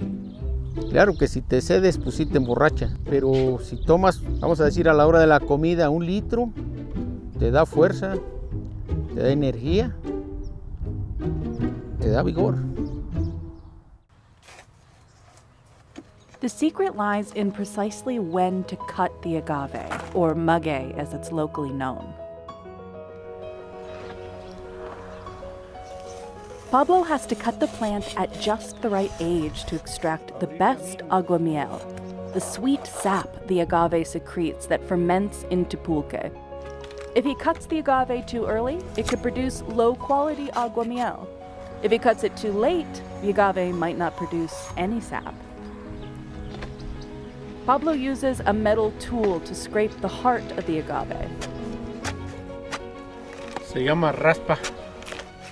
Si no sacamos esto, si no le raspamos, no da aguamiel, no produce. The agave is typically left to rest for anywhere from 3 months to a year to secrete enough aguamiel to fill the cavity. But beating the bugs has made this more difficult for Pablo. Este ya hizo daño al maguey. Ya va acá adentro. Esta es la marca de que está afectada la... Es la amenaza que tiene ahorita. No es una amenaza, sino que es un hecho. Y con alas, vuela, se traslada de lado a lado. Se introduce en la penca del maguey. Pica, pone su huevecillo, se convierte en larva y destruye al maguey.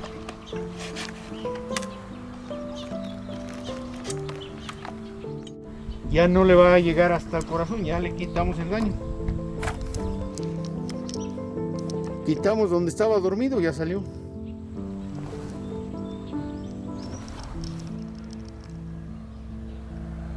El famoso picudo. Entonces ahora por eso ya no podemos dejar tanto el maguey así. Tenemos que pues explotarlo o dejárselo al picudo. After 3 months, it's time to extract the aguamiel from the agave. Pablo places an empty bottle with a hose into the cavity. Para ese proceso tenemos que hacer esto. Tapar esto. Introducir. Ya que está dentro, se destapa. Y ya se le chupa, mira. Supuestamente este es el aguamiel.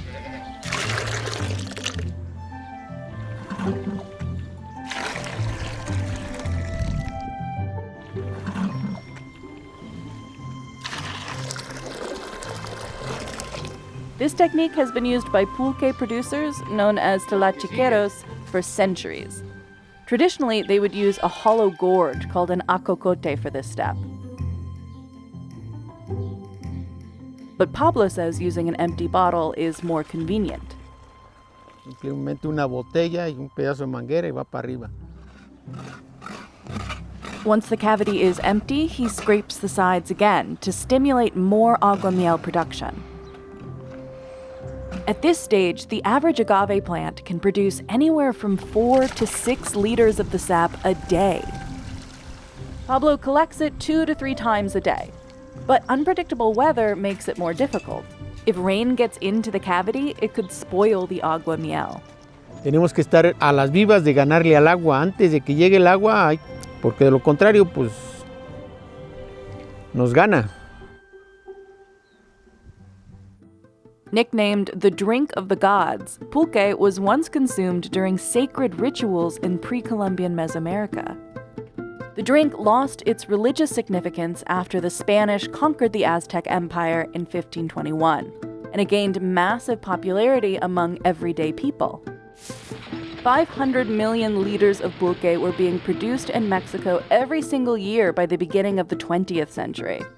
But a government-driven anti-pulque campaign following the Mexican Revolution devastated the industry. Land reform in the 1920s and 1930s broke up large agave plantations into smaller plots, making industrial production of the drink impossible.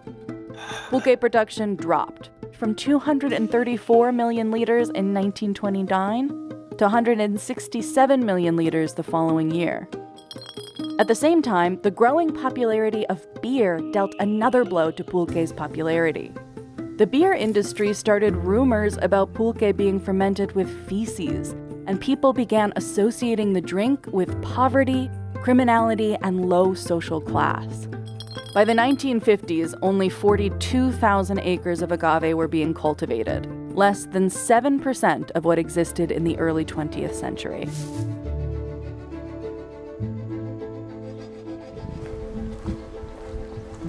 Hicieron desplazar al pulque, hacer un lado el pulque para...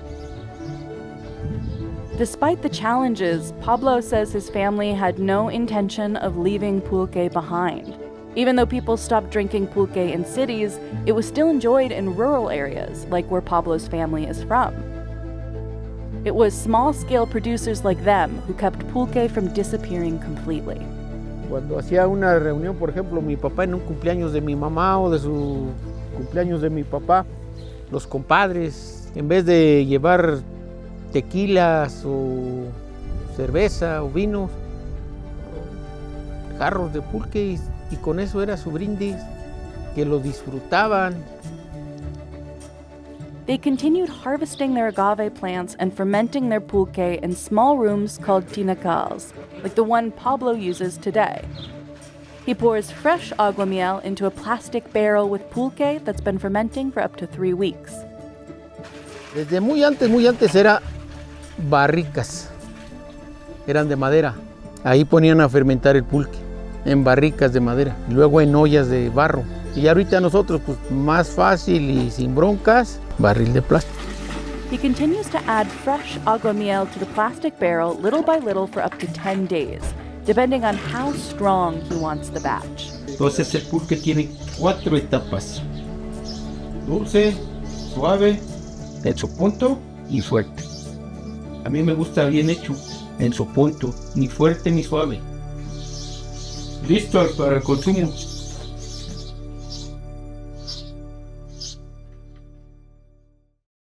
In the past, Pablo's family made money selling to local pulquerias, Mexican taverns that specialize in serving the ancient drink.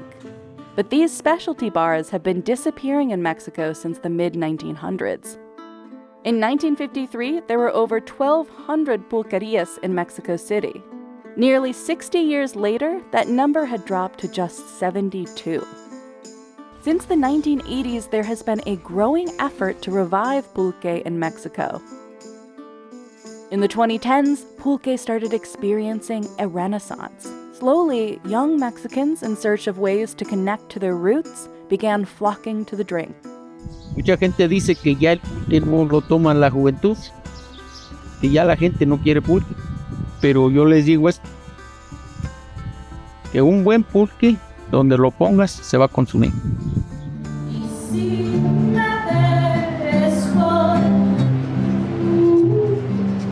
This sentiment rings true at Cactus, a bar and restaurant in Morelia. It's one of several businesses that have opened in Mexico in recent decades to capitalize on pulque's resurgence. Today, the drink is one of its best sellers. Desde los chavitos de 18 años, que son sus primeras salidas, vienen a hacerse su pulque, como el señor que viene a usar, que viene y consume pulque a modo de remedio. Sí, gran parte de mi clientela vienen y nos buscan específicamente porque vendemos pulque. Jose Pisano Mancera has been working at Cactus since it opened. It's also where he had his first sip of pulque.